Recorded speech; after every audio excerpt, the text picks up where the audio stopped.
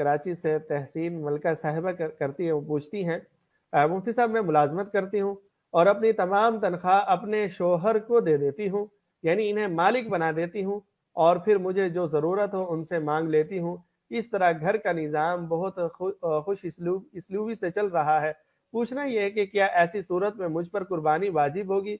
हमने बैंक से मकान बनाने के लिए 25 लाख का कर्जा भी लिया हुआ है। देखें, मियाँ बीवी का निसाब अलग अलग शुमार किया जाता है। अगर बीवी अपना सारा पैसा वो शोहर को दे देती है और अपने पास कुछ भी नहीं रखती, तो फिर ये देखा जाएगा कि उसके पास 7.5 तोले जेवर है या नहीं।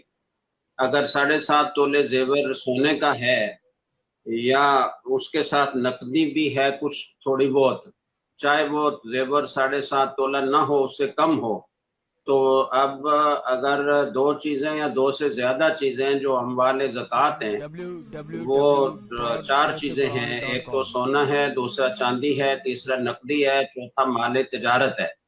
तो इनमें से दो या दो से ज्यादा चीजों का मजमुआ अगर 52.5 तोला चांदी की कीमत के बराबर हो जाए तो ज़कात भी लाजिम होती है और कुर्बानी भी लाजिम होती है। बल्कि कुर्बानी में जरूरत से ज्यादा सामान की कीमत भी लगाई जाती है। तो इसको देख लें कि बीवी की अपनी मिल्कियत में क्या है, वो साहिब निसाब हैं या नहीं। अगर वो साहिब निसाब हैं तो उन पर ज़कात भी है लाजिम और कुर्बानी भी लाजिम है। और अगर वो खुद साहिब निसाब नहीं है तो और शोहर साहिब निसाब है तो फिर शोहर पर लाजिम होगी, बीवी पर लाजिम नहीं होगी।